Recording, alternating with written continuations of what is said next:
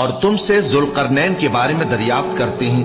کہہ دو کہ میں اس کا کسی قدر حال تمہیں پڑھ کر سناتا ہوں۔ ہم نے اس کو زمین میں بڑا اقتدار دیا تھا اور ہر طرح کا سامان اس کو عطا کیا تھا، تو اس نے ایک سفر کا سامان کیا، یہاں تک کہ جب سورج کے غروب ہونے کی جگہ پہنچا تو اسے ایسا پایا کہ ایک کیچڑ والے چشمے میں ڈوب رہا ہے، اور اس چشمے کے پاس ایک قوم دیکھی۔ ہم نے کہا ذوالقرنین، تم ان کو خواہ تکلیف دو خواہ ان کے بارے میں بھلائی اختیار کرو، دونوں باتوں کی تم کو قدرت ہے۔ ذوالقرنین نے کہا کہ جو کفر و بد کرداری سے ظلم کرے گا اسے ہم سزا دیں گے، پھر وہ اپنے پروردگار کی طرف لوٹایا جائے گا تو وہ بھی اسے بڑا عذاب دے گا، اور جو ایمان لائے گا اور عمل نیک کرے گا اس کے لیے بہت اچھا بدلہ ہے، اور ہم اپنے معاملے میں اس سے نرم بات کہیں گے۔ پھر اس نے ایک اور سامان سفر کیا، یہاں تک کہ سورج کے طلوع ہونے کے مقام پر پہنچا تو دیکھا کہ وہ ایسے لوگوں پر طلوع ہوتا ہے جن کے لیے ہم نے دھوپ سے بچاؤ کی کوئی اوٹ نہیں بنائی تھی۔ حقیقت یوں ہی تھی، اور جو کچھ اس کے پاس تھا ہم کو سب کی خبر تھی۔ پھر اس نے ایک اور سفر کا سامان کیا، یہاں تک کہ دو اونچے سیدھے پہاڑوں کے درمیان پہنچا تو دیکھا کہ ان کے اس طرف کچھ لوگ ہیں کہ بات کو سمجھ نہیں سکتے۔ ان لوگوں نے کہا کہ اے ذوالقرنین، یاجوج اور ماجوج اس علاقے میں فساد کرتے رہتے ہیں، بھلا ہم آپ کے لیے خرچ کا انتظام کر دیں کہ آپ ہمارے اور ان کے درمیان ایک دیوار کھینچ دیں۔ ذوالقرنین نے کہا کہ خرچ کا جو مقدور اللہ نے مجھے بخشا ہے وہ بہت اچھا ہے،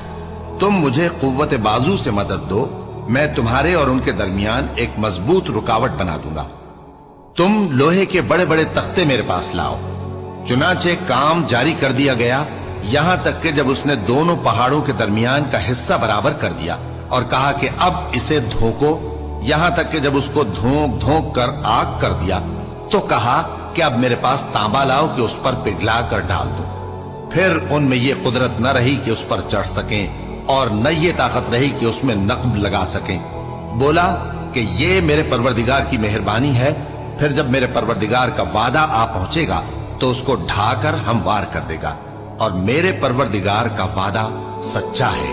اس روز ہم ان کو چھوڑ دیں گے کہ روئے زمین پر پھیل کر ایک دوسرے میں گھس جائیں گے، اور سور پھونکا جائے گا تو ہم سب کو جمع کر لیں گے، اور اس روز ہم جہنم کو کافروں کے سامنے لائیں گے، جن کی آنکھیں میری یاد سے پردے میں تھیں اور وہ سننے کی طاقت نہیں رکھتے تھے۔